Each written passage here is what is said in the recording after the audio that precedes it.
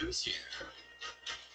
It's the Bane of Svarog, the big hero of the underworld. And the other big heroes, Dan Hung and Mark 7. Were those lines rehearsed? Where's Natasha? Is she here? She has a bunch of other things to attend to. So if we don't mind talking to this man instead, I speak on behalf of Natasha. By the way, sorry for keeping that whole thing about her being the actual leader of Wildfire a secret.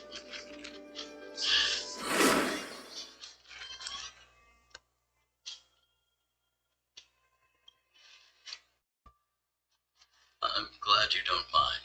Natasha is always cautious, but she has no ill intent, as you surely have noticed. She told me to make sure you return to the overworld safely.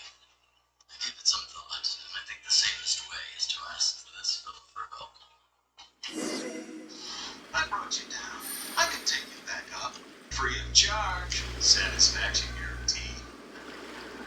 There's no need to knock us out this time, right? Of course not. This time, we'll go back through the furnace room.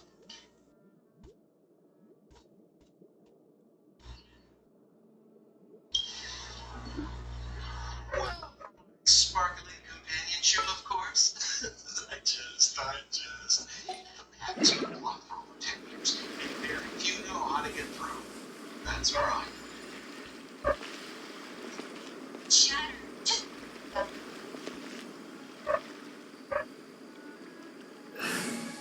Hold on. What about Anya? Why isn't she here? She already went back. As you know, she has some things to settle with the Supreme Guardian. what? She just ditched us and went back. How could you let her?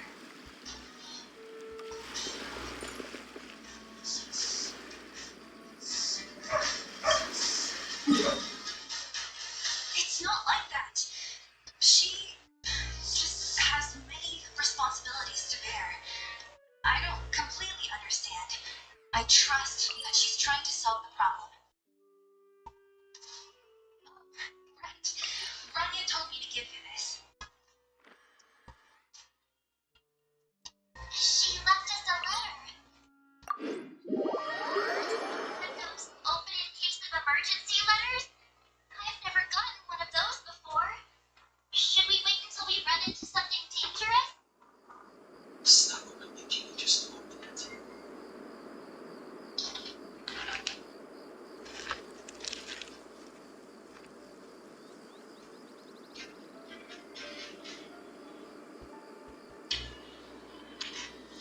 I'm not reading all this shit. Must refer to Jafar, but what could the sister be? Oh, they're gone. She's Jafar's older sister.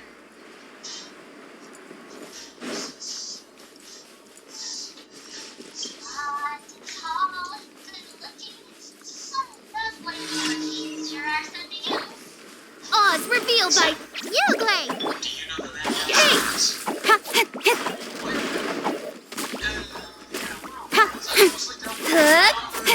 Absorption test. Oh, stay put! Yes! Speed of light.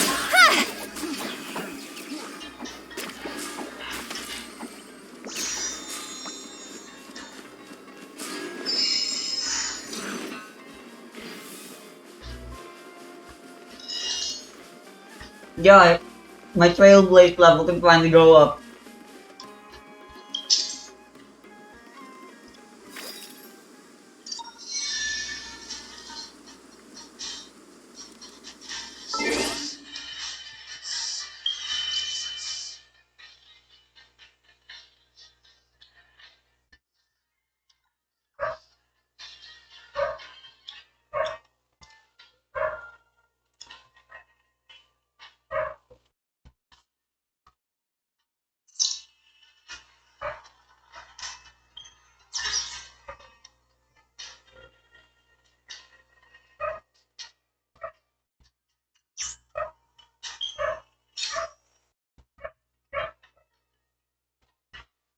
Or can it? What the fuck?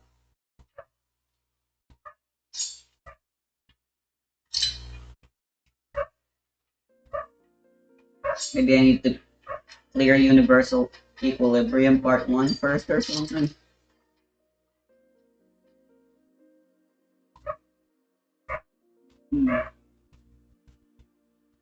How annoying, that's gonna require way too much attention for me to do.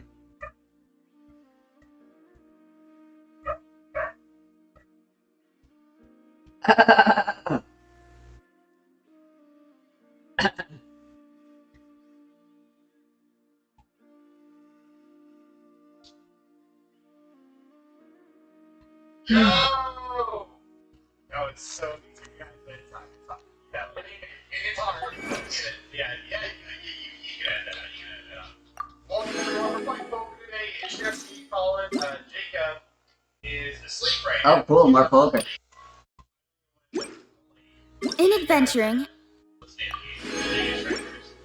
as in business, you always have to seize the opportunity while it's... Playing it with him till like 5 a.m. but I at least got like 3 or 4 hours of sleep, so... Yeah. It's a fun game. I remember seeing you guys go to bed. I remember seeing that. Don't be scared!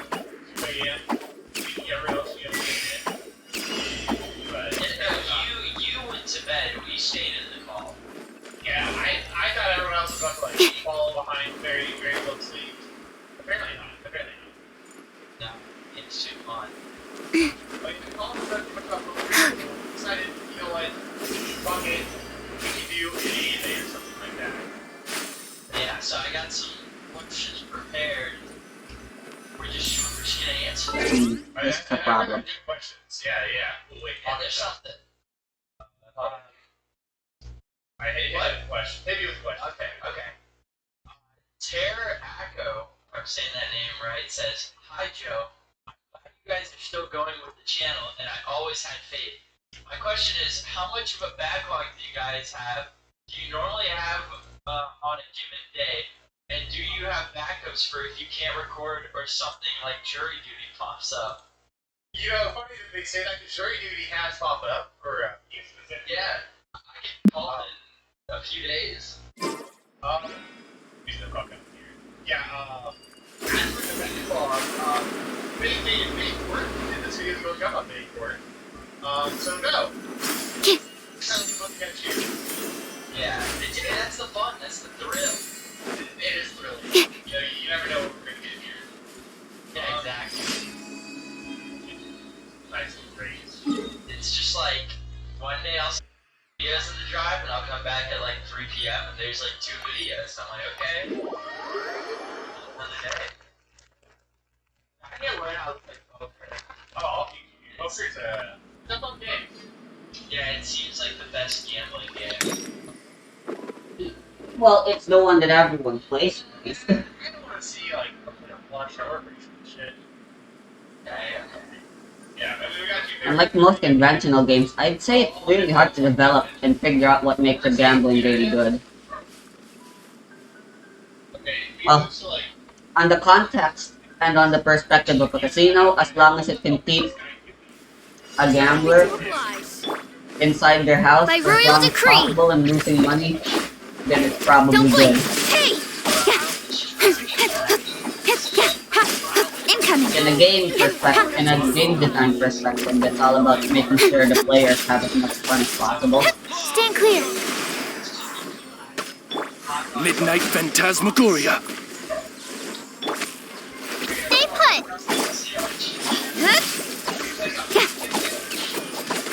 It's important to learn that there's like a distinct difference Absorption test!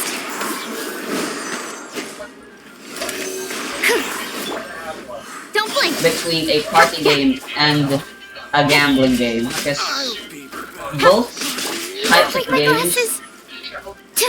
Stand clear! do have a lot Oz, of reveal randomness thyself! No rest for the related wicked. to them. Don't be scared!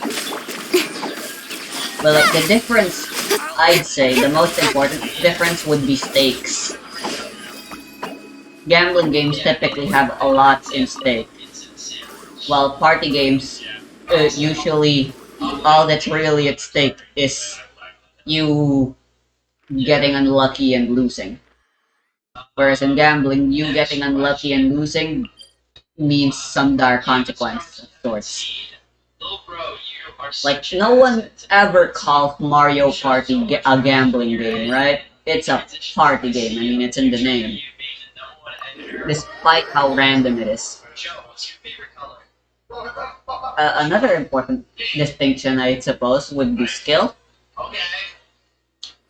Gambling games should have a higher skill ceiling.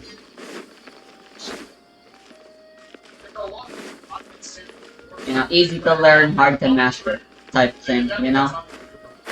You can, I mean, Alpharad has proven to me that it is indeed possible to make Mario Party competitive and be skillful at it. Surprisingly enough.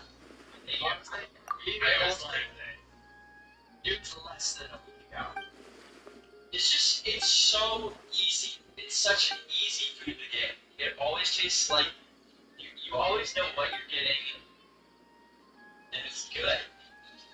Yeah, like, I think the one about that thing about Taco Bell with you is like, how do I word this? If you're vegan, it's actually like one of the best foods for you. Like, it's one of the few fast foods you can actually eat. It's just really awesome. Yeah, there is quite a lot. The skill ceiling in Mario Party should be relatively low. I mean, it's very complex, but all the individual parts don't take all that long to master, whereas poker is just one game rather than a whole bunch of minigames and then a board game and stuff. Ad Astra. Thank you for completing today. Yeah, talking about game design philosophy while playing Genshin. While all my characters look like this. Fantastic.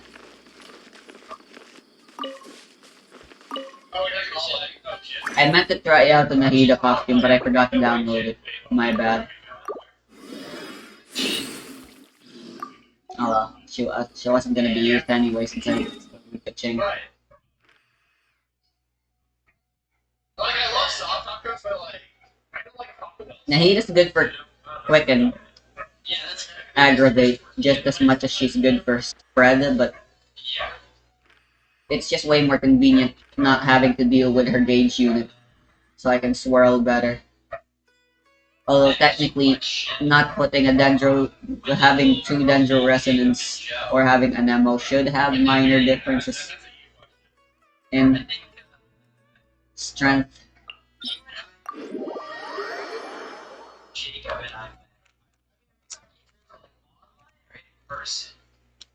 Oh, right, I just remembered. I wanna get support for this. Yep, hypostasis. Oh yeah, you're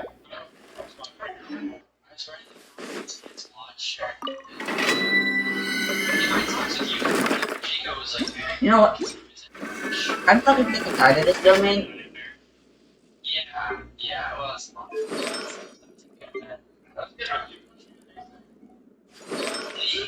Yeah, I can get later. But like, you just feel like I find. Well, I have so many already. Pretty funny. So the only important stats are HP percent and EM. You're just coming up on 1 year right now. Oh, wait, yeah, that's right, okay. Dang, that's weird. That's weird to think about.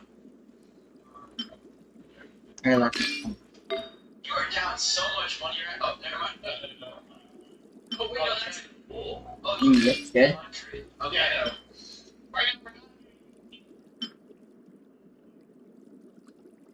Energy recharge is still fine.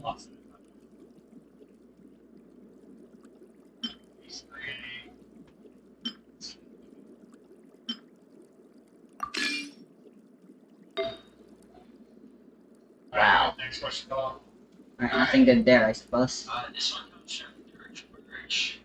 Joe, you've TM for a while now, and you've been to all of these phases of Alfred Plus Deluxe Gold.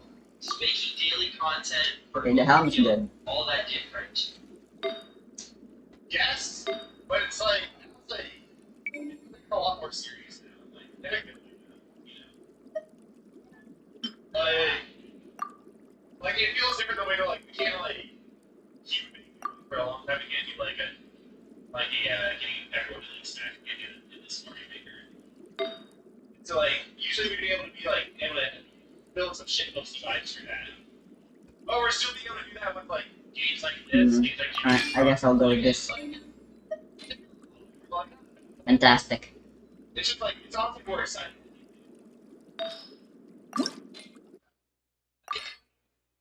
Gold is such a hard challenge. Not only the fact that it's like upload daily or never upload for the rest of the year, but also just like unique games every time. Yeah, I mean What's that's that called? honestly more what the hard part is like finding games. Me. Like just finding games that I'll play. Yeah, you could just play the same old like repetitive game, but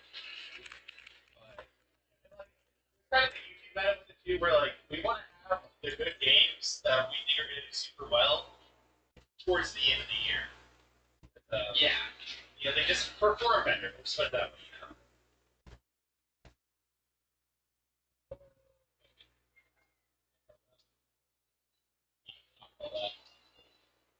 Okay. 5,000? Oh, 9,000. Damn. You need to get your money up, man. Yeah, I want to get my money up right now. It's kind of rough because the guy on my left is the big stack, so me and me and the dealer's getting the exact same cards we get for Rose well. Do you think like this game train like little kids into becoming like over professionals? No, because the AI in this game's really stupid. And like, no, they'll play games. Maybe I'll go farm for Viridescent again. I want to try Faruzan and Surprise together. DPS. Or, you know, Chicken 9 Hazel. I could level him up. Yeah, it's a deal.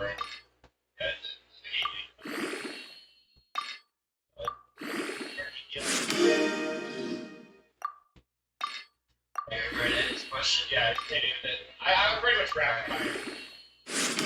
Whatever. This comes from Neo Not Gonna Bother to but which Pikmin is your favorite? Oh, purple. Love. Really? Dude, purple Pikmin, they're so broken. They are so Is creative. it just because they're broken? Yeah. And they're just like, they're dumbass. I like the red ones as well. Yeah. Red ones have so much heart. The red ones are nothing but heart. Did you watch that video about like why new Pikmin need a buff? No way. Send it to you. It's actually a really good video, but it is like really surprising how bad new Pikmin are in like every game except for Pikmin 1. And they're like best like Oh my god, this motherfucker.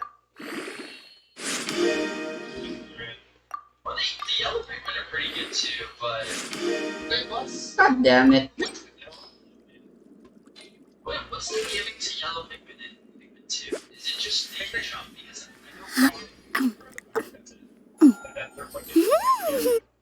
yeah.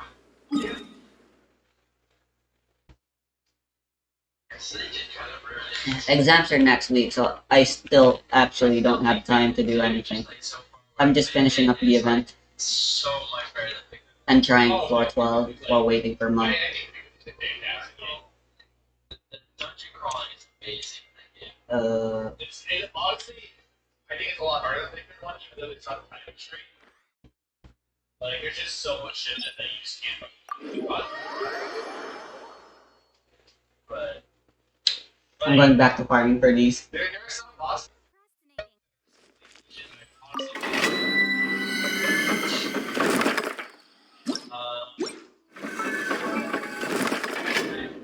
Next question comes from Owen Bell.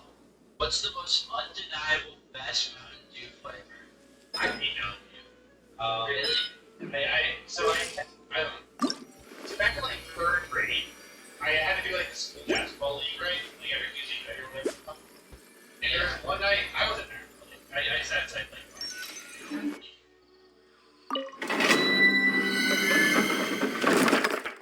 In like our game or whatever, like 2 games, I just sat down and drank like 2 music, just walk everywhere, and nothing in between. It's like one of those like dramatic things you ate. It's just like Yeah, like it tastes like throwing up in a like middle school gym thing, like I think. yeah, I had food poisoning the other week, and I had like chicken. I had like ranch chicken or something, and after throwing that out, I don't think I can ever eat that again. It wasn't like a bad meal. It's just like if I try and eat it again, I'm gonna feel sick. Yeah, that's fair. The exact same thing. That's it for this question. It's Baja Blast. Baja Blast is just the best fun. Yeah, I'm very well. As you wish, Lady Fräulein. Time to go to work. Hey, go away! Stay swirl, Mark 2.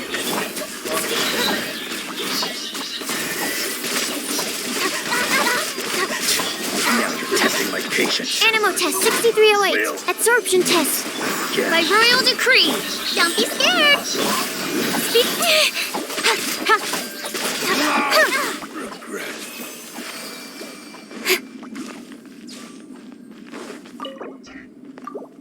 I'll try it.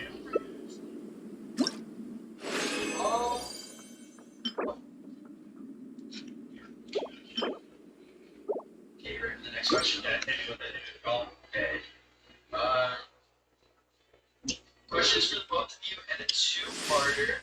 What's a purchase you regret making? Man, I knew Nahida would be using Elemental Mastery, but I didn't think crit stats would be all that useful for her. I wish I never got rid of those crit stat artifacts. I originally started off with. Welcome here. You play. The first few artifacts you get are always really amazing. Nowhere to hide. Speed of light. There we go, now that I didn't get frickin'.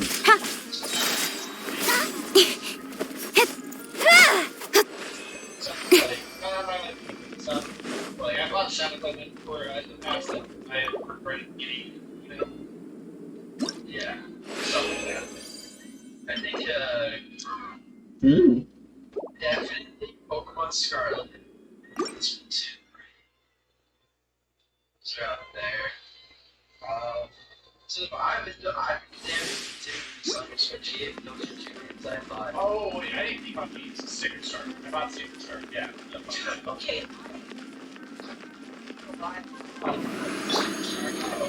Because Stay put. You are not welcome here. Animo test 6308. Income. Cut to the chase. Don't blink. Midnight Phantasmagoria. Enhanced Animo module. Fine. Go, Gray. Stand clear. Hey.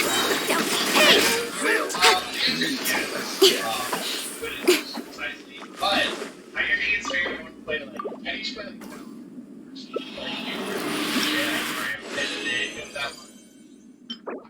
well, I do regret buying a 1,000 Year Door. I bought it 1,000 Year Door complete, and it just took a giant dent out of my wallet, and I didn't need to buy it. oh, okay. I know you're gonna fucking shit. Okay. No. It was just like, man, this game looks sick, and this like box of it. By You royal are not Don't be welcome scared. Oh, Absorption test. Incoming. With sword comes shadow. Don't blink. Swirl. Mark 2. I'm getting sick. Shadow Raven. Stay put. Hey.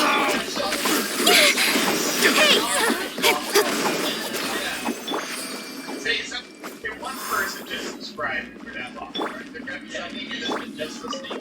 It's not subscribe. Just subscribe for the box and comment that you subscribe to the box. And there we go. Okay, I think it's good job. One thing I will also say, if you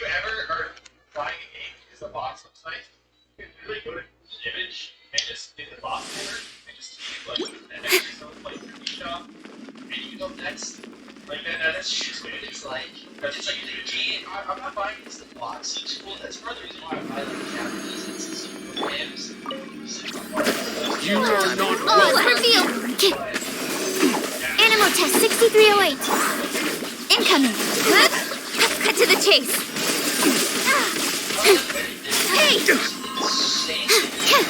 Enhanced animal module. Midnight Phantasma. Uplay!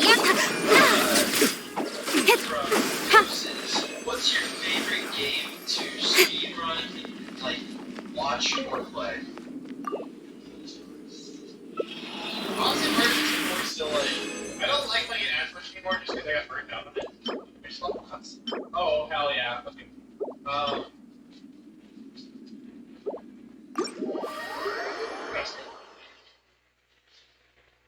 I think Mario 64 is like just a deep.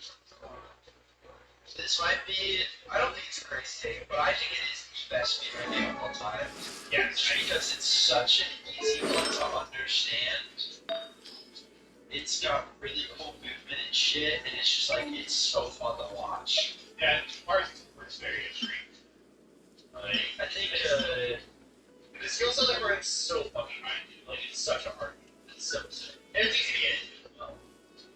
Yeah, I had to learn how to speedrun Minecraft for a project. Oh shit, that speedrun is actually so miserable. I had like Minecraft speedrunners. I'm like, how often do you guys finish a run? Because I can't. I'm still not able to. They're like, yeah, it's kind of a lucky day kind of thing. They will go full days without finishing runs, and I'm like, that. Why did they go on this challenge? You know what they? No, I misclicked and I doubled down. Then I doubled down again. Damn. So we were going to get here. Okay. But alright. Maybe the next question, Colin. Okay. What's your favorite game so far this year? Super Mario Bros. 3. I think for Animal Crossing. By far, my favorite so far this year. That was pretty good.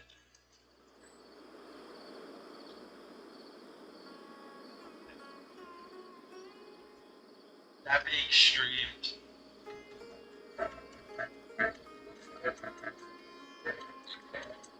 I'm all for work-life balance, but I think this is pushing it. Legend tells of two kingdoms who share the same land, separated not by distance, but time. Both took a very similar form. Jovial characters, a colourful cast, 20-odd faces, having a blast. For a while, this was bliss, a place for respite. This land was cursed. Soon came blight. A lust for power proceeded to prosper. Those who were hexed held hell in their hands, used its strength to divide. Don't be scared! At the bottom were low tiers, too weak to fight back. It wasn't that long until they gave up their attack. Those just above them fared a bit better. Some even saw a slight success. But it wouldn't take long for those in the middle to round up for the rest. This left the handful of high tiers to fight off their colossus. A knight from the sky and a fox from the stars, both consumed by a lust to conquer that torn through their cohorts, and with one final bout they'd soon have what they wanted. In their victory, they claimed the crown, a symbol of being the best. They were the king of their castles. However, a king without a kingdom is merely a man on the throne of decay. Their quest for control had left the kingdom crumbling and abandoned, the rubble left behind becoming the seedbed that would allow the land to claim its next victim. However, this fable is only part true. While it is the case that there was power between two, one was a tyrant and the other was firm. The fox was a force who held the kingdom together, not fairly perhaps, but certainly stable. His kingdom is still growing, slowly but surely. So perhaps there's more to this mistold story. And then they built 2 more castles, and the powers that be kept smiting down anyone living in Brawl's remains. And sometimes they hit me. Let's be real for a second. Somebody has to be the king of the castle. In any game that's even slightly asymmetrical, something will come out on top. It's these guys, or them. Maybe even this bird will be the first character to get banned, despite the fact that Gakuin's better. Love him or hate him, royalty is here to stay. Maybe it's these guys, or them. Maybe even this bird will be the first character to get banned, despite the fact that Gakuin's better. Love him or hate him, royalty is here to stay. Personally, I think they should be fed to the guillotine. But enough about the British monarchy. This is a two-way relationship, though. If the people want to play a game, then they need a king. But if their king ends up being enough of a nuisance to push people away, then the game stops being played in the first place. If you'll follow my thought trail, then one of the things that keeps a game alive, especially those that aren't patched anymore, is a good point. But what does it mean to be a good monarch? Is it balance? Etiquette? Using the 37 million of the taxpayers' money to renovate your house? While it's hard to pinpoint any one thing, Fox and Melee and Meta Knight Brawl are two sides of the same coin that comes from the top-tier treasury. And yet between them, they manage to spin two very different histories. These two characters share a lot of similarities. They exist in the same series, can both be aggressive characters, and are both understood from outside observers to be infamously top-tier. However, the differences come in what these characters did and have been doing to their game throughout their lifespan. Fox is memed to hell and back. This image wouldn't exist, be many people's understanding of competitive Melee, if there wasn't some element of truth to it. But ultimately, he keeps his game extremely healthy, and in many ways to me is the perfect top tier you could ask for. Meta Knight, on the other hand, flies a little under the radar. People know that he's broken, but he doesn't have the same legacy that Fox has, specifically because his game died. Maybe there's still some people playing on Discord, I get it, but I don't care. And Brawl died for many reasons, so let's get this out of the way quickly. Brawl isn't dead because of this. Tripping is a random mechanic that can occur at the start of a run that puts your character knocked out. It's very dumb, and extremely bad for the competitive state of Brawl by encouraging players to engage defensively, because running always has a chance of putting you in a literal disadvantage rather than the conceptual risk that is approaching. It makes the game slow, stiff, defensive. However, people over-exaggerate how detrimental this mechanic is, and it'd be more accurate to say that it's a straw man for the many other systems that slowed down Brawl's pace. A pace that both Meta Knight and Fox were destined to fight against. From their inception, both of these characters were set to speed up the pace of their game, being the vessel that allowed players to capitalize on every mistake and push forward with even the most minuscule of advantages. Regardless of the opponent, regardless of the circumstance, speed was their motive by any means necessary. They'd do this by upholding the 5 aggressive commandments. You must be swift. Well, that's a yes. Calm down, fellas. You must maintain the tools to keep your opponent in your bite. Certainly true. Hey, put him down. He's had enough. You should keep your foe guessing at all times. It's a work in progress. You must be firm, but fair. But you listening? And most important of all, come hell or high water, you will not seek to slow the gears of progress. Where'd they go? With those commandments mostly bestowed upon them, they set forth to maintain and build speed in their respective kingdoms. On the surface, they seem to do this in very similar ways. Fox used his mobility to duck and dive his way through the opponent's pressure and blast through any defenses. This kept the opponent guessing. Well-played defense wasn't just big hitboxes. This video isn't about and strong projectiles. It required timing, precision, and a feel for the Fox. Meta Knight didn't always dodge and weave, but his fast ground speed on 5 jumps let him stick to you no matter how hard you tried to run. Once he was stuck, he had everything he needed to take you down. Pretty decent grabs, the excellent tornado, this up there, that might be a little too good. Basically every button was perfectly set up to knock you back just far enough to put Meta Knight in a position where he was able to take control of the stage and punish you for trying to take control back. Fox is very much the same. Grab game, godlike. Combo game, goated. This down B, that might be a little too good. When these characters were controlled by the inexperienced, they functioned completely as intended, and to some extent, They weren't even the best. In the budding landscapes, characters like Sheik and Marth in Melee or DDD in Brawl had an incredible initial punch. Tools that were simple to use and exploit made them more dominant in an uninformed landscape. But that environment...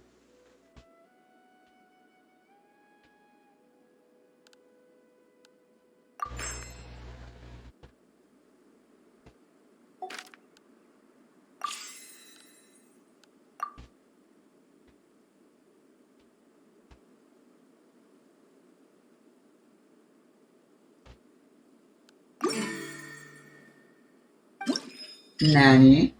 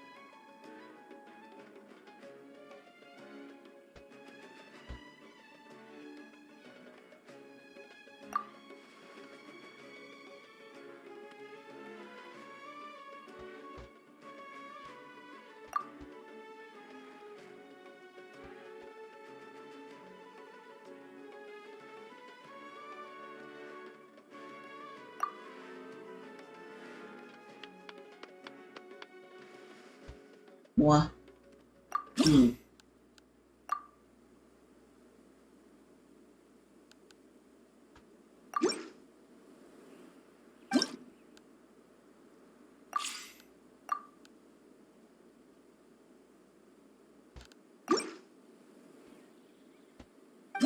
Okay, I thought so.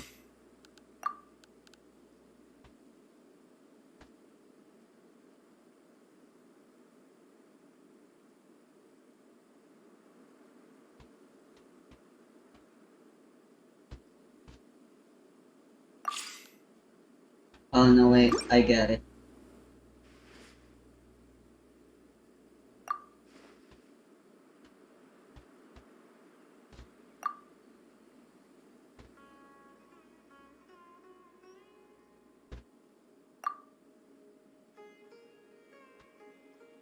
Oh.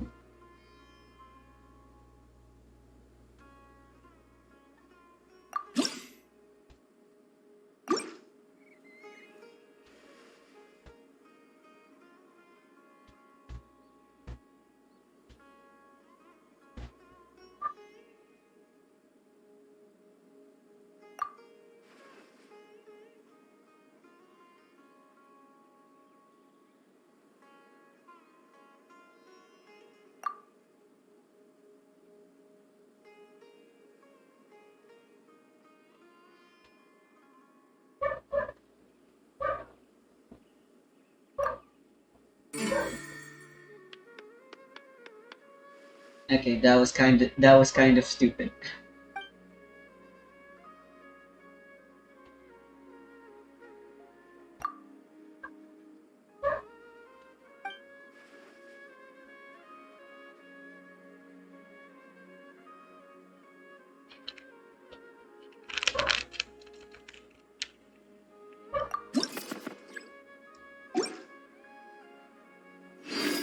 is temporary, and as experience bored down the minds of understanding, it would only be a matter of time before these two initial impressions would fade, uncovering who they really were. As the days drew on, Fox remained a bit more of the same.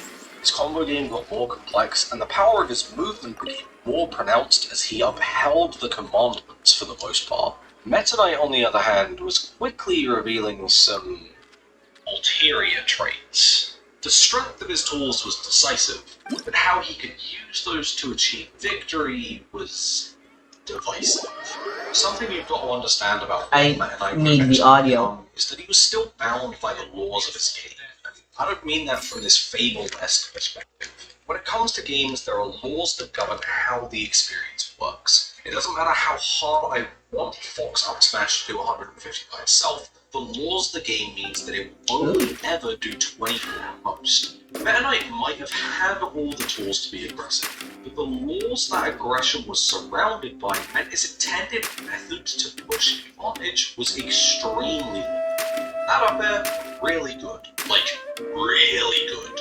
But not for the reasons it was supposed to be. It should be a constant feeding into itself to keep damage going. And it gets to select few fast fallers, that is what it does, but that's the exception to the norm. Thanks to air dodge being instant, where you can move through your opponent as you do so, if the opponent got out of pit stop fast enough, they can air dodge through most front bumps. This if, though, was more frequently a when that came almost instantly. Raw's knockback model pushed you a large initial distance, only to have you quickly boost that momentum, giving your opponent control of the character before a true combo was no longer possible. As such, up air more frequently found used to cover platforms, to hit and reset the character's favour, more than to press forward and close out the stop. This was just part one of many problems Meta Knight's design with upgrades. Shields were incredibly strong, even the best movement was stiff. The laws of the world didn't favour what this character was designed to do. Meta Knight had They should have didn't need picked a song that had a in 4 all his strengths, he was time able signature to excessively rather than a mobile 3-4. and reasonably strong. So I when he feel was like denied the option to push, having it only became 2 to the follow from is opportunity to not very good. progress. For example, up air is fast, large, and massively disjointed. The perfect tool to wall someone from below. Now, on a lot of characters, being able to wall someone above you is only useful in combo situations and shocking. It might be possible to control the space of a platform, especially great for tech chasing, but it wouldn't have any application, say, off stage. Gravity drags you down, and with only one mid-air jump, you're banking a lot on a predictable option, even if it briefly gives you some space. But what if you have 5? Suddenly, walling from below the stage, especially when you have invincibility every time you grab the ledge, becomes a very viable time-wasting strategy, or at the very least becomes a way to force your opponent to give you the ledge. The aggressive properties, the speed of the attack, disjoint to make sure that it doesn't trade, it was all bent and twisted to make for a defensive nightmare as people struggled to approach or force the Meta Knight back to the stage. Without even doing any damage, Meta Knight would take over control of the match, not by keeping the opponent guessing, but by keeping the opponent waiting. Regardless of where you looked, this was a constant with the character. The mix of hypermobility with strong normals unintentionally melding to create nearly unstoppable situations. Retreating fair causing a temporary no man's land. Tornado was so mobile that if it failed or succeeded to hit, you could retreat to safety. Shuttle was bluntly reset positioning with enough safety that it was impossible to use its own defensive strategies to back him into a corner. Not that that would help to begin with, because again, none of these tools were being used how they were supposed to. In many cases, it wasn't even possible to. This made Meta Knight this almost unmovable wall, placing down tilts, fairs, and dares just outside of your comfort zone, but rarely getting the opportunity to push forward with them. The sheer power of these tools was immense, but the best ways to apply them meant that Meta Knight's fastest path to victory was commonly the slowest method. This was brought to the forefront of the meta by players like Mewtwo King, who was a powerhouse in the game, bleeding out the timer, maximizing the potential of the character's hit or playstyle. So even if some players like Shadow were attempting to play as quickly as possible, they'd be outshone by the more defensive, even campy style of the character. Meanwhile, Fox was advancing in an entirely different direction. He was leaning towards his intended design. But it wasn't because Fox was a better designed character. The laws of the land let Fox thrive. Thanks to these three core options, every character had the potential to be fast, but those with a good dash dance and fall speed could really push the movement to the limit. For Fox, this meant his high base mobility let him have layers to his maneuvers, with that universal movement also allowing other characters to compete and race alongside him. With everyone gradually expanding their potential movement, what Fox's version of fast was could only grow as the players who invested time into the character pushed the limit on what was possible for him. Skill that would slowly become a requirement as the days trudged on. Fox has strong tools, without a doubt. There's only a fringe set of attacks in his kit that aren't very good, and depending on the player's skill level, even that is debatable. But he's not a Samus or a Peach. Characters that in themselves have high skill ceilings, but low skill floors thanks to a couple of powerhouse attacks letting them make for simple and effective strategies. Instead, Fox has to lean into his mobility. Nair, drill, and dash attack are strong moves, but they have to be paired with his mobility to really be effective. Throw out any of these with the wrong placement, wrong height, and you're effectively throwing a free opportunity for your opponent to fight back. While there is some disjoint on these moves, it isn't anything that would let you wall out for an excessive amount of time, encouraging you to dive in. This is a theme in Fox's toolset. These moves are extremely strong, but they're not efficient moves. That's not to say that defensive Foxes don't come around occasionally, especially in the right matchups, but the way the moves are strong drives most people towards more aggressive play. Pop you up at just the right angle for follow-ups when you're pressing forward, but lose all of their oomph when you're retreating. So the fights that gets the most mileage out of their tool sets are often the ones that use the tools with the ability to dodge and weave and press forward. This combination of the laws of the world and the strength of the character would have been enough to uphold the first three commandments, but there was one more thing that would push Fox from good to greatness. This move would become iconic, not only for Fox but for Melee as a whole. Beneath its simple exterior was a weapon so powerful it would tear through the cast for years to come, and mold Fox to a creature of bane. Frame 1 activation and being jump cancelable made this move very, very strong. So much so that we're running out of the pages to give this part of the story proper once. So understand that the properties here only scratch the surface of what this move allows Fox to do. While it might not have an immediate power like Samus's charge shot, it's the speed that it comes out with, the versatility that comes from jump cancel that allows Fox to barrel through characters in a way that very few of us can. This character can run at you, and if the shot lands or is blocked, Fox can take the cancel properties to spin this into a combo or something that leads to a combo. Literal advantage is constantly important to getting the right distance, but the cancel properties also allow him to use this move passively to create space. His movement and more conventional attacks combined with shine let him always be just one right move away from putting the opponent's stock to an end.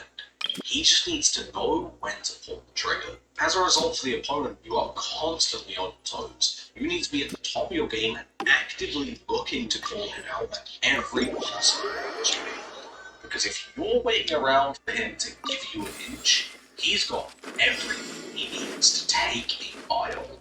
With this, he doesn't just uphold the first three commandments, he emblazons into every single match he's in. He held everything he needed to push through force situations with his opponent at every opportunity. And if that was all he did, the story would end here. Meta Knight rejected the role he was given and Fox accepted it. A simple tale of Order vs. Kings, but it's really the last two commandments that are most important. While this might seem like a story of kings, it's really a tale of people, and it's these last 2 points that are vital for keeping people involved. If a character is unfair, then people are going to end up frustrated, even if they're not the best. Lolo, as it was extremely simple infinite, was banned for this exact reason. Yes, it might have given a character who wasn't the strongest an opportunity to tangle with the best, but the lack of effort required for items to kill made the game frustrating. It wasn't fun. And even if they didn't win, wobbling would drive players away from the game due to how unfair it was. As a result, for the health of the kingdom, wobbling was banned. Ices suffered for it at first, but for everyone, including Ices, the effect that it had on people's morale to play the game was undoubtedly positive. Fairness is an important element of the game, but being the king is inherently unfair. You are stronger than those around you. So in some respect, both of these characters have already failed. Talk to any Melee player or expert head, and they will have a massive list of complaints about the character. This is just what happens when you invest hundreds to thousands of hours into a game. However, it's the types of complaints these characters generate that's most important. Fox's main complaints mostly revolve around what he does. The precious shiny gates, the way that he can track you down. The fact that he has no obvious weaknesses relative to other characters, requiring you to have an in-depth knowledge of split-second scenarios to get the upper hand. It's not that he stops you from playing the game, it's that when he's playing with you, the game revolves around him. Meta Knight, though, has much more intrusive problems. It goes beyond having to respect him at all times. This character never lets you play your game. In some ways that's obvious, camping under the ledge, flying from the stage. Even when not actively insidious, you are still at the whim of Meta Knight. You're losing in neutral the whole time thanks to the disjointed attacks and unparalleled control of the cat open stage, clinging to any opportunity to get hit. And then when you finally get him, nothing. You're almost never rewarded with hits. The back Meta Knight are also holding back everyone else. So every opening, you are getting one or two single touches, only to then return to a scenario where you're losing neutral again. Unless you're a character with chain grabs, you're fighting for straight hits the whole match, with each progressive hit only dragging out how long it takes for the next interaction to occur. Meta Knight's absurd aerial ability, jumps, flight, shuttle, dimension cape, and if all those failed, a hitbox the size of Skyrim forced you to respect him on the way back. As the percent climbed, this meant having to wait longer and longer for you to get your opportunity to strike back, since trying to pressure him off stage is effectively a death sentence. This unfortunate reality meant that even the most aggressive, fastest, machine gun Meta Knights would still bring down the pace of the match, because once you started to win against him, your only option was to wait for him to give you the chance to fight back. You, while playing against Meta Knight, are constantly having to play his game, because his tools are just too strong to influence your game plan. But even when you're playing well against him, the tables never truly turn. And even if he wasn't the best, Don't blink. waiting for someone to give you the chance to win, even if guaranteed, isn't an enjoyable experience. That's one of the things that makes Fox fun to play against for a lot of players. He's hard as hell in the neutral, but once you find opening or exploit one of the Fox's poorly thought out approaches, he is the perfect weight and force speed that makes him a combo beast as the opponent. Against Fox, the tables can flip incredibly hard, and while you have to fight for every opportunity, you find circumstances to play your game with a pace and ferocity that Fox had the whole time. This, in my opinion, is one of the things that keeps Fox so electric after all these decades that Melee has been around. He's a powerhouse in almost every sense, but the vulnerability that he has in his combo potential not only lets other characters still have their opportunity to shine, but also encourages everyone to improve their game. Work for that extra little Stand clear. Search for slight improvements. By royal decree. Find Yellowblade, you're up. Speed of light. your game. Because if the beast bleeds, we can kill it. Melee has the reputation of being this lightning-fast game, not because it's intrinsically fast. I've seen enough floating matchups go the full 8 miles to know that, even if it hurts to admit. But Fox, as the staple, as the king, was just vulnerable enough to bring out the pure ballistic speed everyone wants this game to have. Fox didn't just uphold the fifth commandment, he reversed it. Unlike Meta Knight, who, despite his best intentions, couldn't help but slow it down. He was just unapproachable. Laws of the world too cruel when he would attempt to push, and the reward for trying to put him in his place often being punishment. The incentive for the opponent was not to find their chance, but to sit and wait for the gate opportunity. Happy to oblige. It just wasn't right for the world. Don't be scared. Animal test 63 incoming. Come again. Fox was a king who reflected and enhanced the desires of his people. Those who are drawn to Smash often do so in search of a quick, explosive game. He was a king who demanded that from those who were there. And what better is it than a king who embodies and emblazons the requests of the people? While his kingdom sees setback after setback, it seems almost immortal for the storms that it's weathered. Its castles still standing today. This king, however, had failed to retain the morale of his Happy to people. oblige. With that, people lost Absorption interest. test. At times, he was the antithesis Stay of what people wanted, despite his best intentions. Don't blink. And as he failed to engage with his audience, his empire would soon come to dwindle.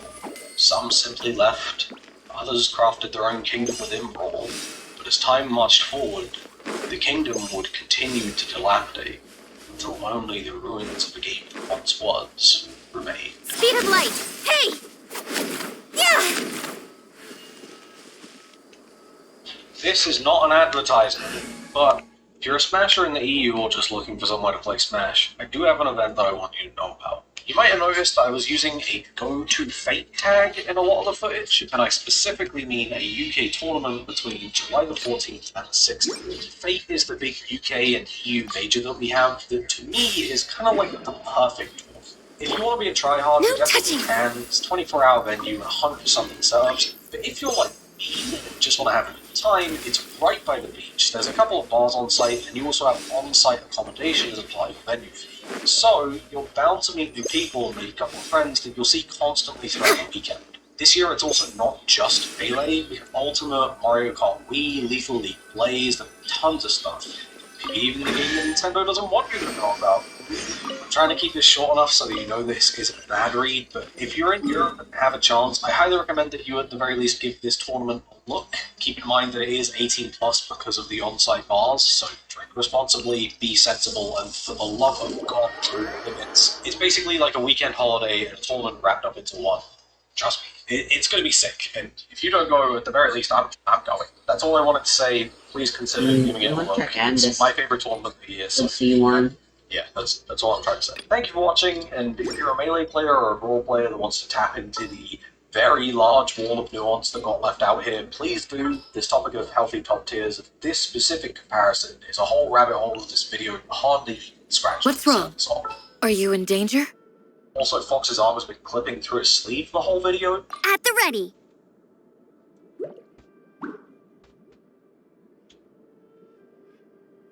This would work actually as a quick swap.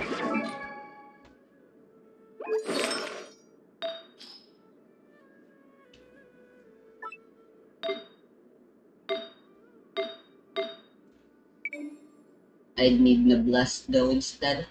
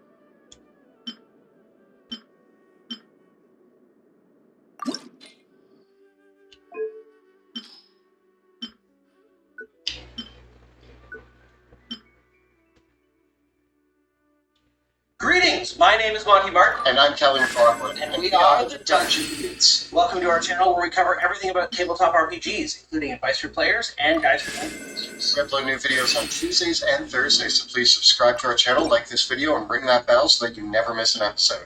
A few weeks ago, Kelly and I cracked open the Pathfinder Beginner Box to check out the second edition of this awesome tabletop role-playing game. And despite battling with the scheduling monster for a few weeks, we played a lot of games, and getting another game onto our schedule was a challenge. We have finally been able to play through the Beginner Box adventure and try out Pathfinder second edition for ourselves. And so today we're going to talk about how the adventure went, what some of our experiences were, what we liked or didn't like about Pathfinder in comparison to most of the other RPGs we played, and what the big differences were from D&D to Pathfinder. There was a lot to love, and there were some things that were a little more complicated than we were expecting. But all in all, it was a really fun experience, so let's dig in and talk about it. So we're not going to go over what's actually in this Beginner Box. You can check out our previous review video if you're interested in that. Read up a little. So we all got together, sat down around this very table, ordered some sushi, and we played Pathfinder for about 4 hours. Yeah. I think we got together at like 5:30, and we were all heading out the door.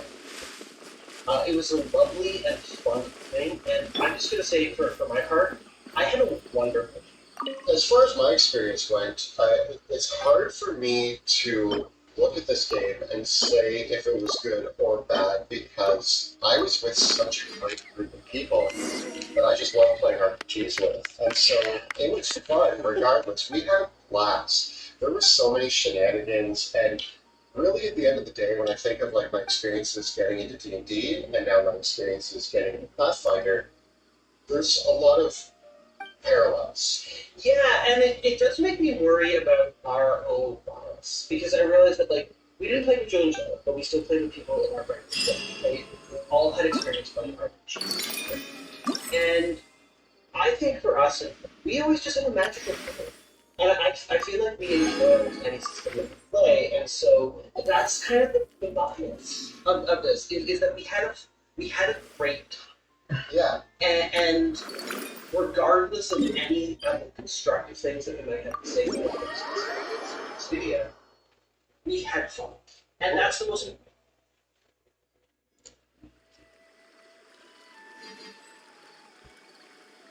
important. Enjoy Amber.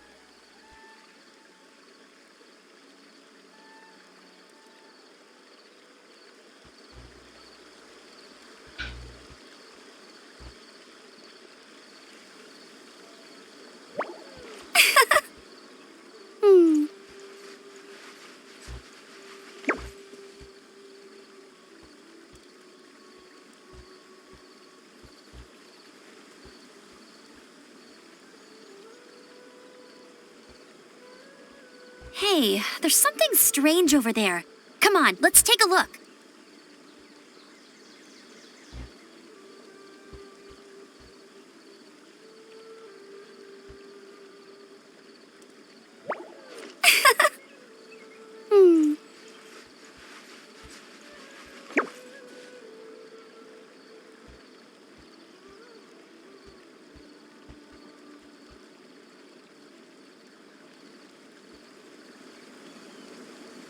I feel like running.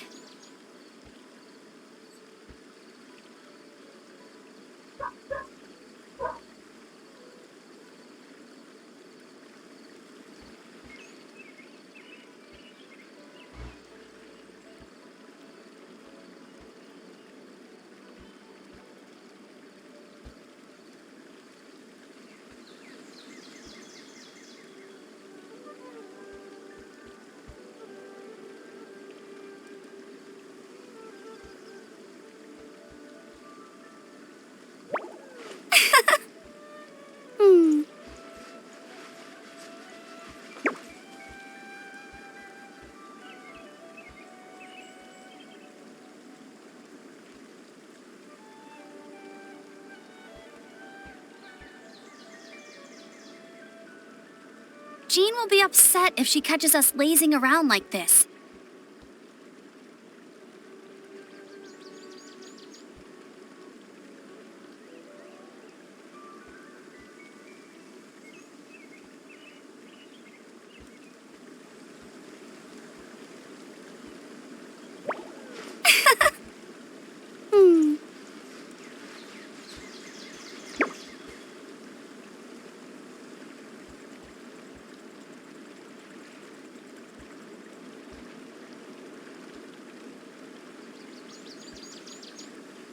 Hey, there's something strange over there. Come on, let's take a look.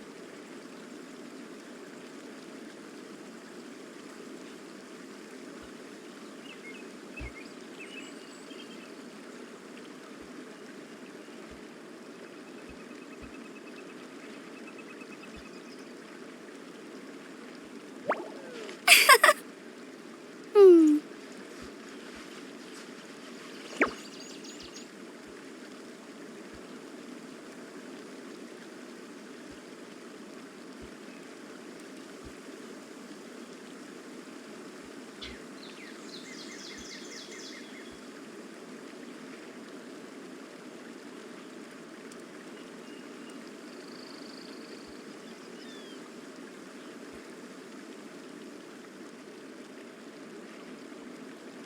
Jean will be upset if she catches us lazing around like this.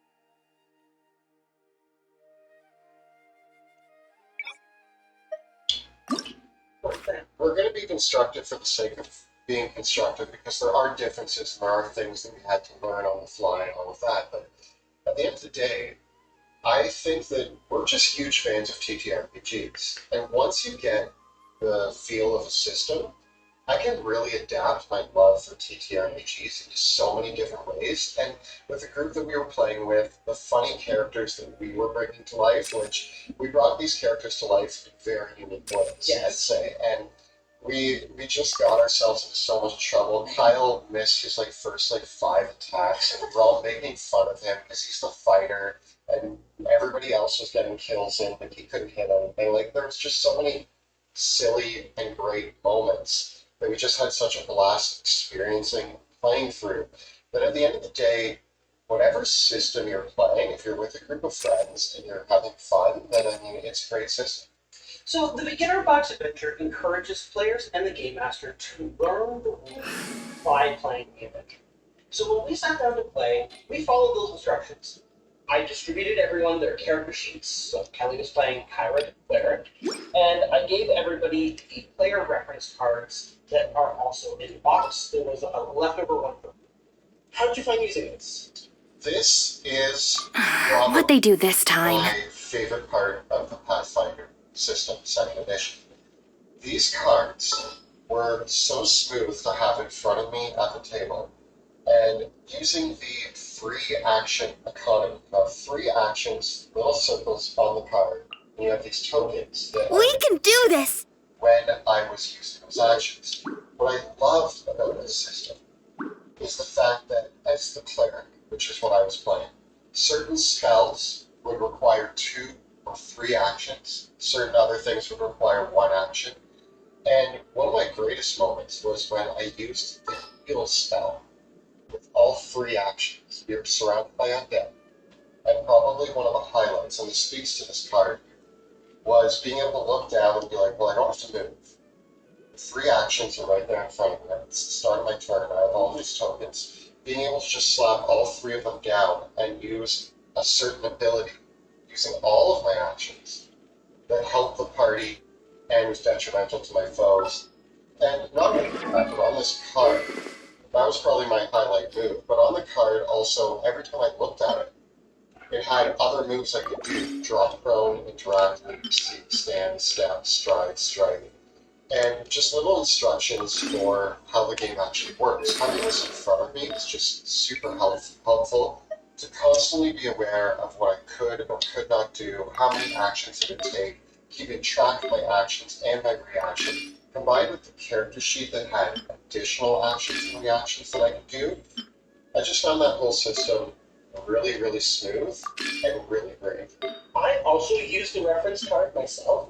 There's not enough tokens for the TM to have the action tokens for La the da monsters. da da da da da da Most of the da monsters da. that are in the adventure are really easy. And so I really only needed to know that my monsters are going to stride and they're going to strike. And this was also one of the things about that I was worried about. what ended up I being- wonder when I'll be as tall as my big I was sister. really worried about how difficult was it going to be for me as a DM to track how many actions my monsters use when I'm running multiple foes at the same time. But the fact of the matter was that I could just start moving and attacking. And for most of the monsters in the adventure, like the rats and the skeletons and the kobolds, that was all they were going to do. They were going to just move, attack, and attack. And the whole thing about Make yourselves at home. Feeling I see lucky everything. today. Game's up. Fun's over. Busted. Let's dance. Our bond is strong. You are not welcome here. Everyone wins. Lightning terrified. The Temple of Wisdom. Hey, A new punching. Things are about to get dicey. Gotcha. care for the dance. Dance with me. Quietly now. Dissipate. I see everything. Good audience, won't you? Share my knowledge. Not done yet. Busted. I'm getting. Here comes the cash. That's close enough. I'll settle this. Hey. Care for the dance. Your coming was foretold. Dance I with see me. everything. Gotcha. Things are about to get dicey. The show's only Busted. just begun. Hey, not done yet. Make yourselves at home. I'll protect us. Stand with me. Basically, every skill in combat, from acrobatics to athletics to stealth to deception, has actions associated with it. And not only does it have actions associated with it, it will use your skill in combat in a cool way. And I was kind of disappointed that the character sheets and that didn't place an emphasis on this. For example, one of the things that you can do with the deception skill as an action in combat is feint. And that can be used to make your enemy flat-footed against your next attack. And I didn't understand why that wasn't like right there on the rogue character sheet as a thing that you could be doing to turn your sneak attack. Now, what I'll say is that this is an awesome feature of the game, but while we were working through the initial campaign, in the starter set, we missed this. And Yeah. so I think that we missed a lot of opportunities to use our actions for Oh, there's other nothing for things maxing it out. that weren't readily available to us. So Yeah, going through this a lot more, like there's things like demoralizing your enemies, or things like tumbling through your enemies. I know that they're here, and there can always be the argument, read the book. But I think for a beginner boss, I think that our players would have done better if those had been summer character sheets, so that it would be very apparent that there were things that you could do with your action alongside attacking to create interesting combos. now, we could have read the whole books, but also the books tell you... If the to Arataki just gang jump in stirs up and any start. trouble. Yes. So that's, I think, where the challenge is that had we read the full books, we may have been more aware of this. And so you do wish that there had been, like, even if on the character sheet it said more actions are available on this page of the player's guide, I would have been directed there to see what else I could do. I just think that for the rogue and the fighter in particular, because they didn't have spells, I feel that the rogue's character sheet should have had the thing on there, and I think that the fighter's character sheet should have had the demoralize and probably the push or shove just right on there, just because those were things that you could do instead of making a second attack that were really useful and impactful. This is a silly grievance that I have, but just gonna throw it out there. One thing that I wish, playing the cleric, I wish that I had had any form of an attack cantrip. I didn't. Yeah. I had my sword, which was okay, but the only times that I ended up using the sword, I mostly missed, and it wasn't really working out for me. I wish that I had had, like, something that would have been like a holy bolt, or something of that sort. Speaking of being the cleric, all your combat healing is really good. Yes. And this was another thing that was also buried in the book. the treat wounds for the trained medicine action, which is basically healing over 10 minutes. It was a substantial amount of healing, and it could be every character can benefit from treat wounds once per hour. And as the party cleric, there were a couple times that we had 10 minutes to kill. We had finished a combat encounter, somebody was almost dead, and I would just spend 10 minutes patching up their wounds because I was trained in medicine. I think I had a +7. Yeah. And so I was able to pull it off and heal everybody really well. And it actually made me feel more like a cleric. I wasn't even blowing spell slots. I just knew how to help people out. And I felt like a great support character to do. Yeah, and ultimately, this is kind of the way I feel about it.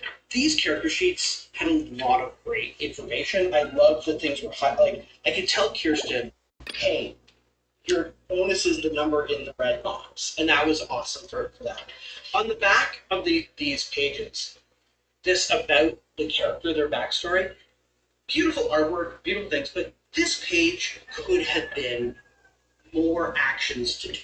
Yeah. And I feel like that would have been a massive improvement over this because straight up, none of us roleplayed these characters the way they were. Like, I mean, we got some ideas, but like, it really diverged pretty quickly from what was just presented on these. So I do think that would have just been a slight improvement that really, for us as new people that were following what the books told us to just dive in.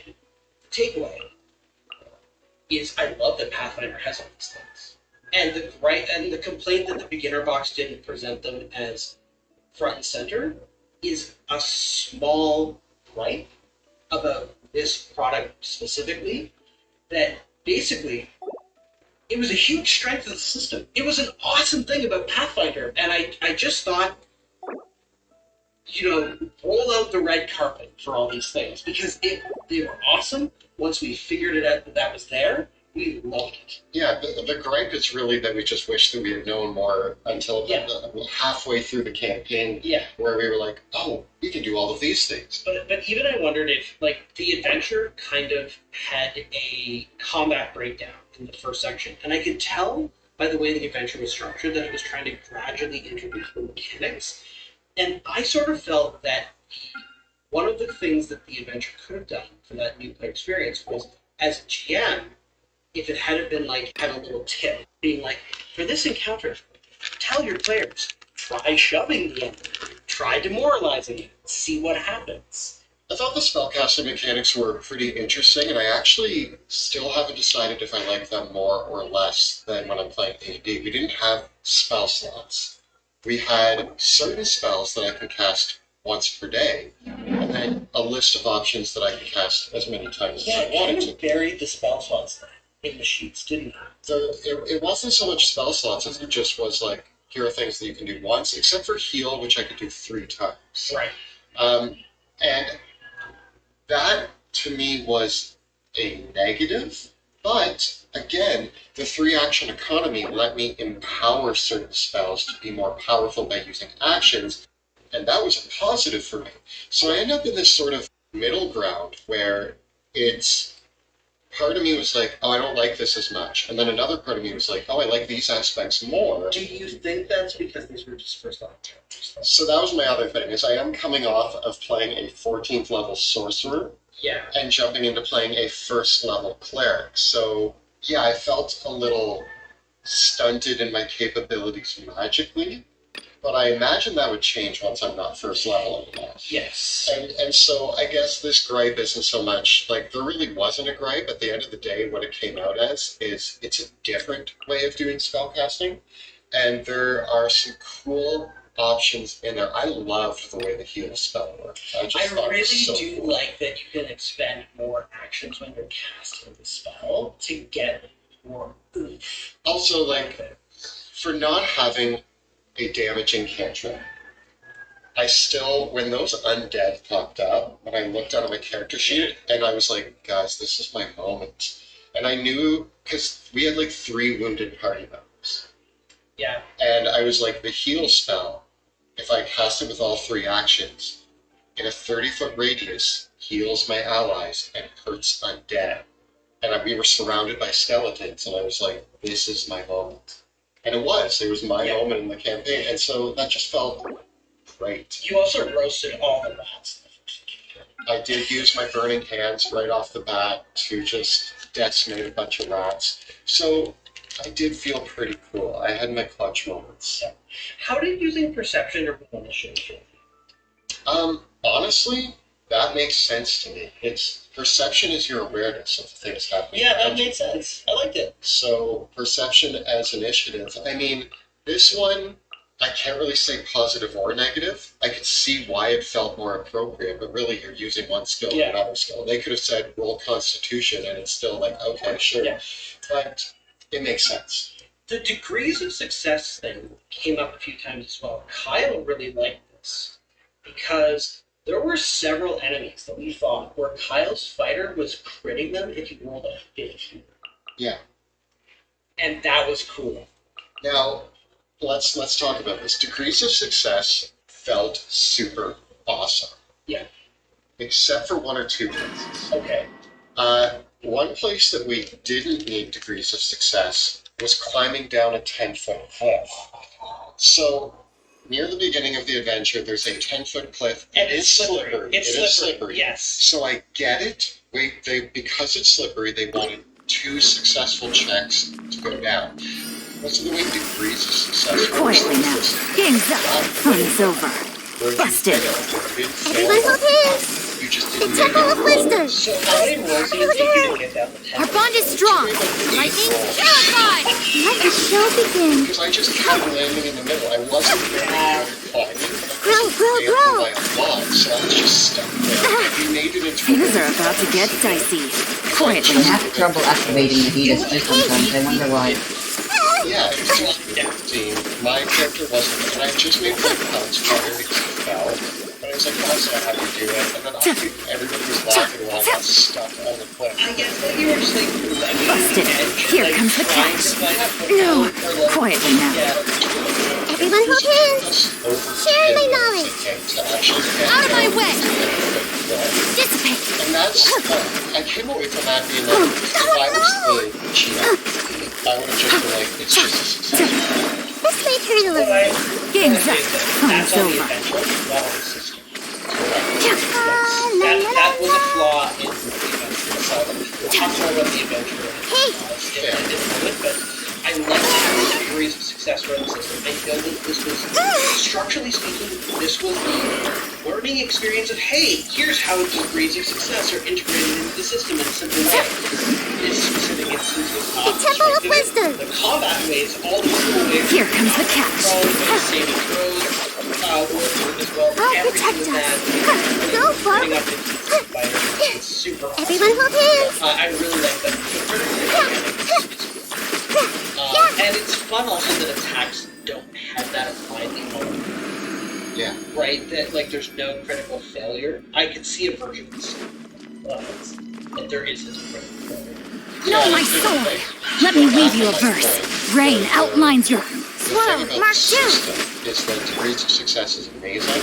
Everybody And I stand think back! As a GM, knowing when to apply degrees of success and when not to is going to be valuable. We're playing this. I think that the degrees of success Cross over! Stand clear! How skill, how action. No, my sword! Witness the power of Gugwa. Rain outlines your... Let's light it up! It's also turn your skill into action. Intentionally, rather than just having it be like improvising everything. I think that Get down to business. those strengths. Time to act. No, my sword! Body and mind. Let me weave you a verse. I'm going in! Animal test 6308. Stand clear. Animal test 6308. Animal hypostasis and you're time to go. And that is the name that some people call Pathfinder Mathfinder. There was only one moment. And it wasn't Dreamwork so is much dreamwork. being confused, it was me seeking to make sure I was Rain following outlines your correctly. fate. And it was one Rain of the cutter. things was making Stand a clear. second test. but she had her enemy was flat-footed, and so And she's using an agile weapon.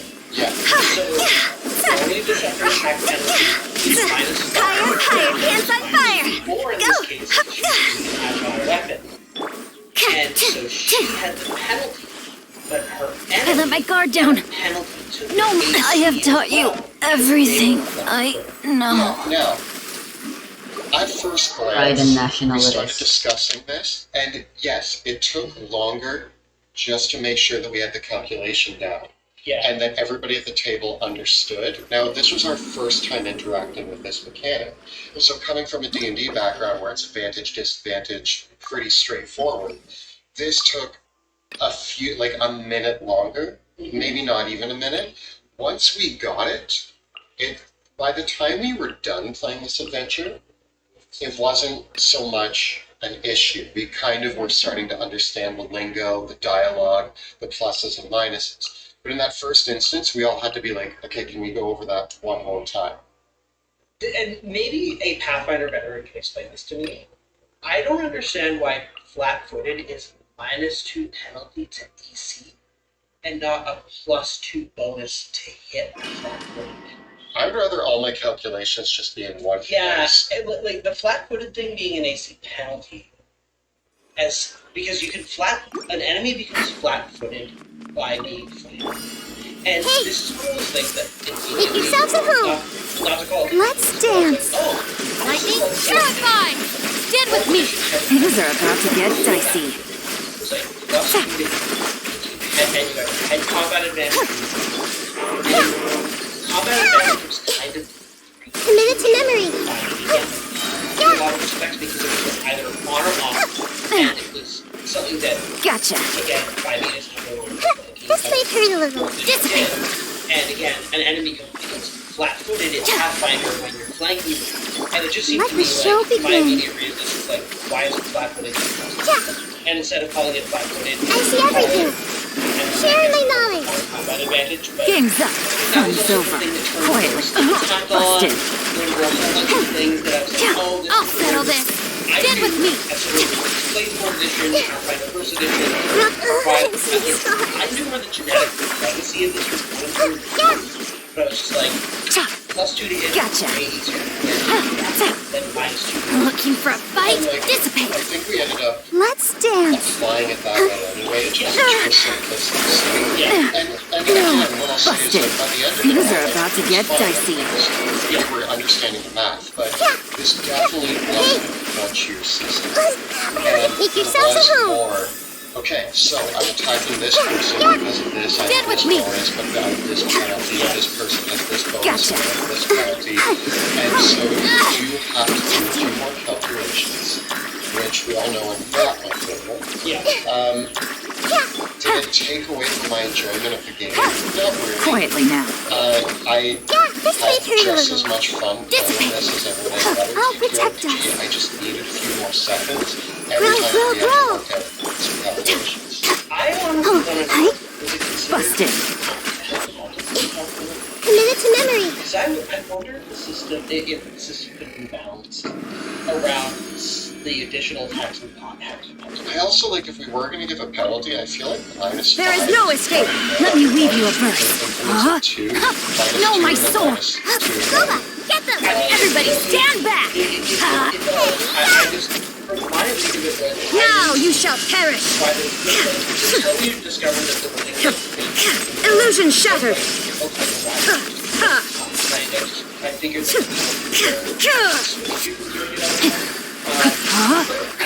Ring cutter.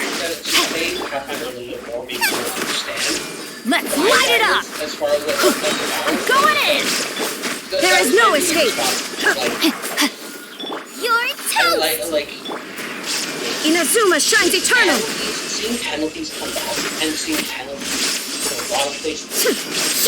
Illusion shattered. Where penalties are very rare. No, my sword. Witness the power of Google. That was a change.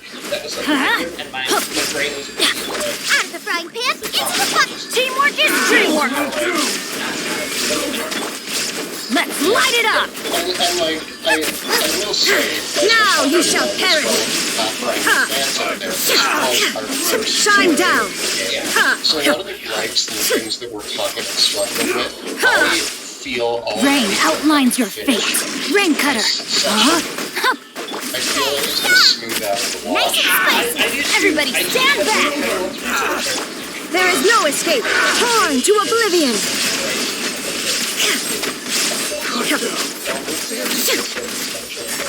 I don't love it, but I can see where Pathfinder. I'm the frying pan. Off we go. How that used to work. Teamwork is dreamwork. Witness the power of Gurwa. Know my sword. Rain outlines your fate.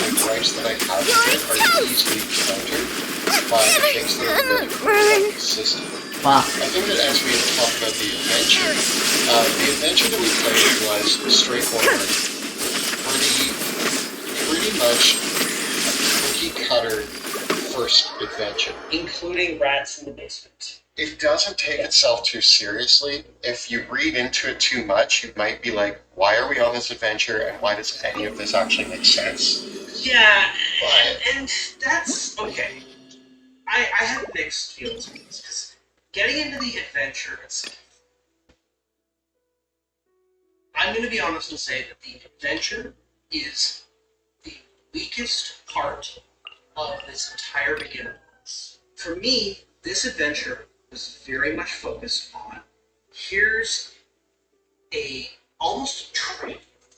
Like, it felt like a training level from a video game, and I was really disappointed by that, because I feel like we are now so used to just having a little bit more narrative tension in our adventures, coming off to a stronger start with some stakes that immediately engage in role-playing, and this adventure was really just a bunch of combat encounters and completely nonsensical puzzles thrown in between. why were the puzzles there? We're not sure. But there's nothing wrong with it. You get hired to check out who's been stealing fish from the fishery basement, and it leads you into some tunnels, and you find out who's been stealing fish. Through that, though, you encounter several different types of creatures that you fight in combat, but at no point was there much exploration or roleplay, which, not to do this direct comparison, but I can't help but think of the D&D Stardust, which has the Lost Mines of Fendel, which is very different because it's a multi-week long campaign. It is. Like, this is going to give you one night worth of adventure. Yeah, but I will say, if I compare it to Cragmaw Cave, Yes. I think Cragmaw Cave is the better adventure. It gives you, it starts with exploration. You have to find the cave. There's traps along the way. You're following tracks. Exploration. When you get into Cragmaw Cave, there are multiple paths to choose, multiple ways to engage with the environment, and I have never ran Cragmaw Cave without an opportunity that players take advantage of to talk to the goblins or persuade the head goblin to fight against the bugbear, or like, I've had everything from a full revolt in that cave to a slaughter to like the sky's the limit. This felt more like you go room to room and kill everything, and actually the one instance where we did engage in a social encounter, you informed me afterwards that you had to wing that because the book gave nothing for social encounters. Yeah, so the first couple of encounters in the adventure are against monsters that are very obvious the players can't reason. Rats, spiders, and then all of a sudden they encounter a group of kobolds that are trying to get through a door. Will this be enough healing and shielding? The players, it's like, here's kobolds, we can talk to them. And the adventure doesn't assume that the players are going to talk to the kobolds until 3 encounters later, when it has one of the kobolds surrender in the combat encounter. But then our interaction with the kobolds are already set, and like, you guys want to talk with them, you want to barter with them, you want to reason with them, and I felt that the adventure didn't really give a lot of support for me as a GM for players that wanted to approach this from a non-combat perspective. And having run Cragmaw Cave for players completely new to RPGs who immediately wanted to try reasoning with the goblins, that felt like a very large oversight in this adventure. And at the end of the day as well, the stakes of this adventure were very low. And I feel that for new players, as an introduction to new players, having some meaningful stakes beyond go kill whatever fish is really important at contextualizing what the experience is. I see everything. The Temple of Wisdom. Let the show be. Out of my way! Game's up. Fun's over.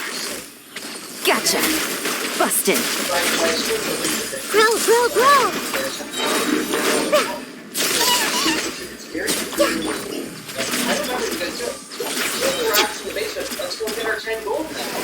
Hey, sharing my knowledge. I'll settle this. Let's dance. Here comes the catch.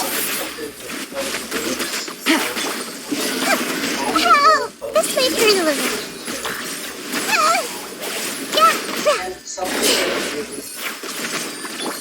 Quietly now. Busted. What the?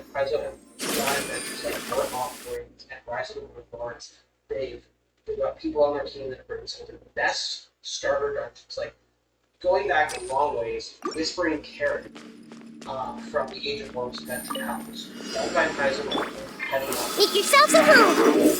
Everyone hold hands. How to write a really good Our bond is strong. Lightning, game's up. Fun's over. Quietly now. Come on, we can do it. I see everything. Dissipate. Gotcha. Committed to memory. Let the show begin. Grow, grow, grow. Quietly now. Sharing my knowledge. Hey, Things are about to get dicey. Out of my way! Looking for a fight? everyone hold hands.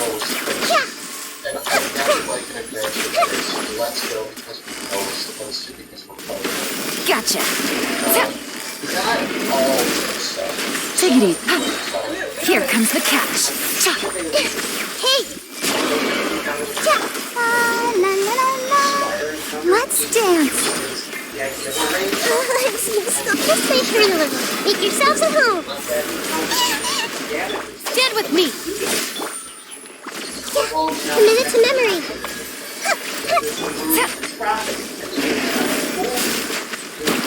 Busted.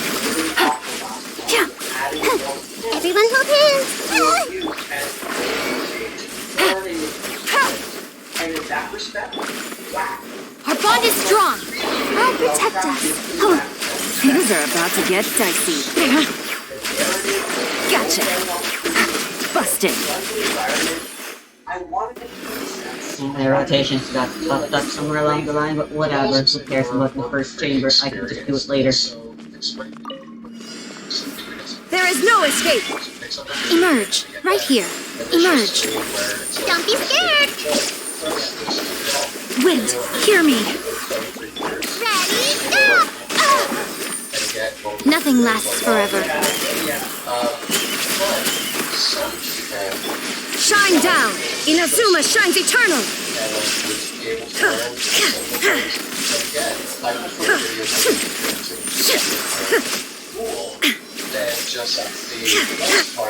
Right here. Emerge. I swear by my sword. Now you shall perish.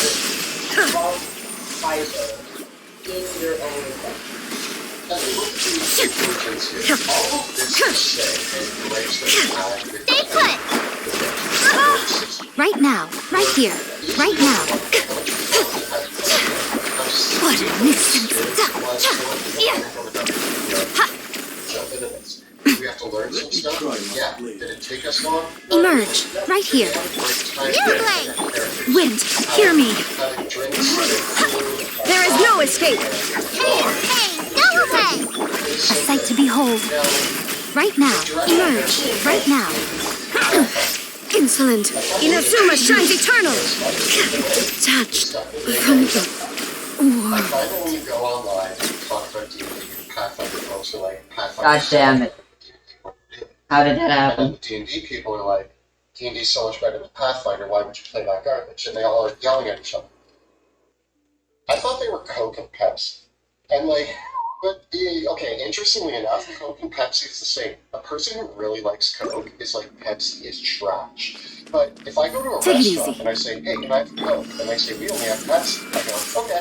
The Temple of Wisdom! You know, I'm heartbroken about it. If you decide Lightning how it's terrified! right, we're playing Stand with me. Pathfinder. Game's up. Fun's over. Quietly now. I found that there was enough differences, Yeah, but no, not so much it's difference that at the end of the day, Yeah. it's a really cool fantasy. It's a system of work, a system that has lots to offer. Dissipate. So does D&D. Do I like one more than the other? Busted. I like D&D because I've been playing it a really long time and it's back in the can. Could I Sharing see my myself knowledge. liking Pathfinder at the same level? Absolutely. And I don't start with it. Things are about to get dicey. Quietly now. Busted. Let the show begin. Out of my way! Stand with me.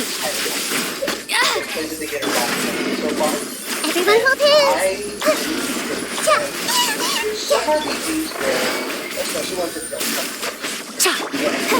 Ready, steady, go! Have fun. Quietly now. Game's up. Fun's over. I'll protect us. Huh. This might hurt a little.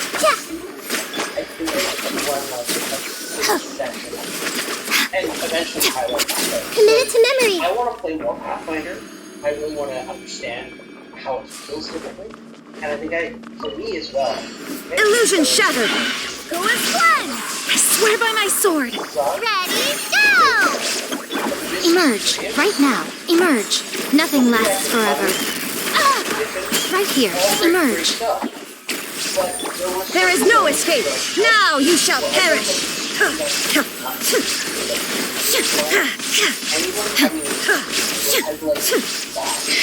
Illusion shattered. Right now.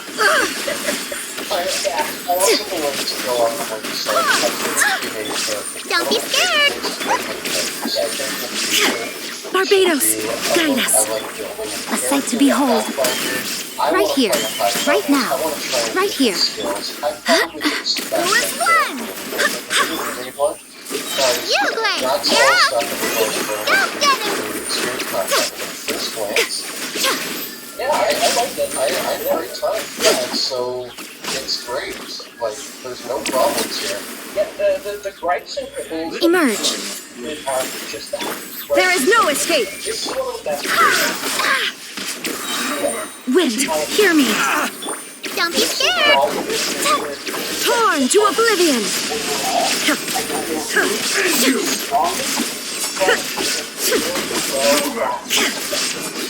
Shine down. Right here. Right now. Stay put.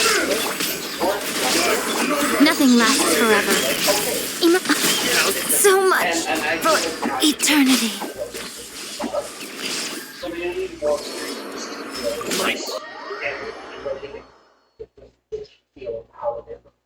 So stay tuned for us to continue our road to learning Pathfinder. And this is a little different than some of our other videos. We have opinions, but our opinions are based on No, fuck. one game and a reading of the initial books that we've opened up.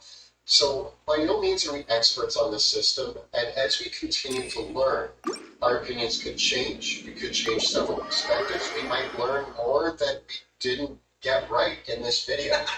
The fact is that we actually had a great time. We did. The hardest part about it actually was the schedule. Yeah, it took us 4 weeks of trying to figure out what day. We picked so many different days. I brought the team to the second half. Similarity like that. Yeah, I mean, What game you're playing? yeah. If you're used to having your campaign utterly destroyed by the scheduling monster, you're gonna find lots of that here. We can say for certain because we rescheduled 4 times. Yeah, That's- yeah. yeah. Just couldn't get a day for everybody Yeah. to get together. And even then, Seamus couldn't play and couldn't make it. Yeah, There's yeah. no like we We were short one of our players because scheduling.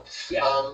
So, all in all, if you are a Pathfinder player or just jumping into Pathfinder for the first time, tell us your thoughts on the starter set or what your experiences with Pathfinder have been like. If you've been just learning it for the first time, we'd love to hear that in the description below. And I want to know, if you're an experienced Pathfinder player, what adventure path you think is the best one for an experienced game playing again to run the path. So let's know all that in the comments below. The videos that we create on our channel are made possible thanks to the incredible generosity of our Patreon supporters. If you enjoy the work that we do here on YouTube, please consider becoming a patron of our show by following the links down below. And you can check us out playing TTRPGs in our actual play campaign, which airs Tuesday evenings on Twitch. You can find all the previous episodes of that right up over here. And we've got plenty more content on various TTRPGs as well, including 5e, right up over here. Please subscribe to our channel, like this video, and ring that bell so that you never miss an episode. Thanks so much for watching. See you next time. In the dungeon.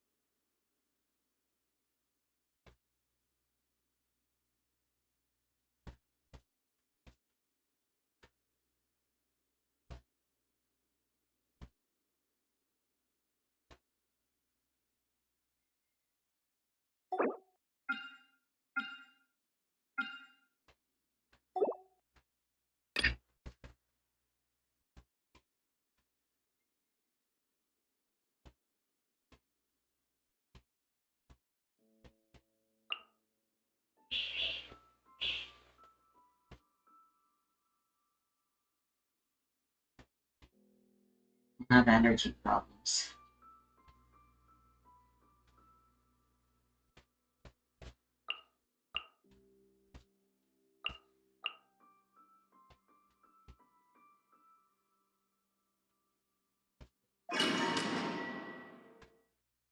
Huh? No, Mom's almost here. I see everything. Last round. The Temple of Wisdom. Frick, really? Lightning purified. Things are about to get dicey. Gotcha. Quietly now. This may hurt a little. Yeah. Yeah. Grow. Dip. La la la la. Everyone hold hands. Here comes the catch. Gotcha. I see everything. Sharing my knowledge.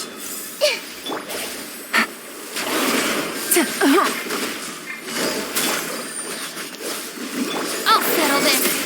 Dissipate. Game's up. Fun's over. Commit it to memory.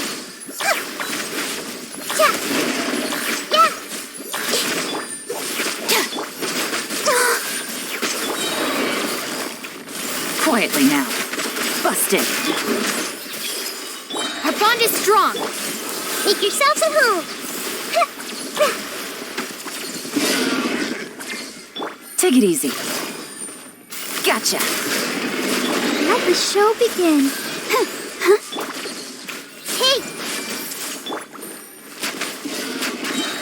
Here comes the catch. Busted.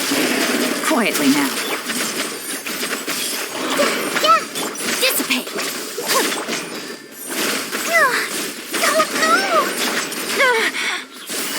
Busted. This may hurt a little. Out of my way! I'll grow! Sharing my knowledge! Stand with me!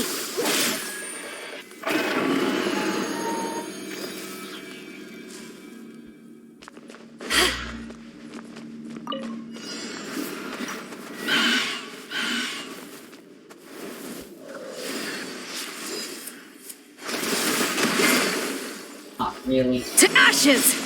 Swirl, Mark 2. Hit! Incoming. With sword comes shadow. Ha! Ha! Speed of light. Hey! Absorption test. And stand clear. And oh, don't be scared. Don't.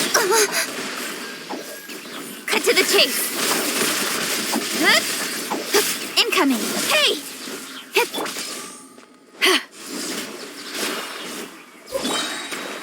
Stand clear. Yuglei, you're up. Speed of light. Got lucky that time.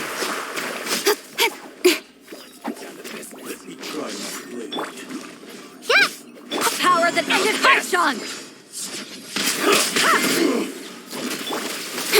Nowhere to hide. Really? Animal hypostasis emulation. Absorption test. Animal test 6301. Ready, go!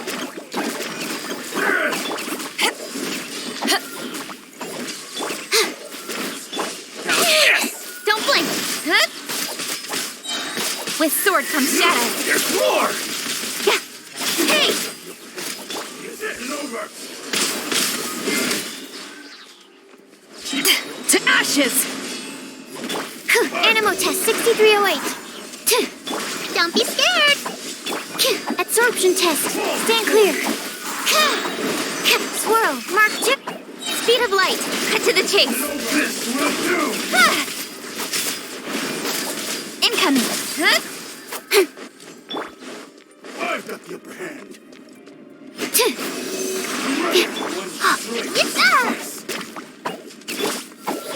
This isn't over!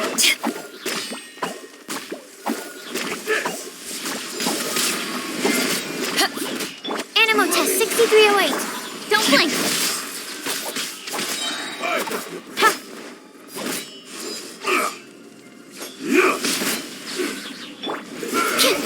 That won't work. Don't be scared. Nowhere to hide. Speed of light. Hey! Power that ended Haishan!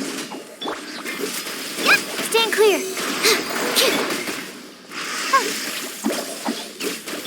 Incoming. Cut to the chase.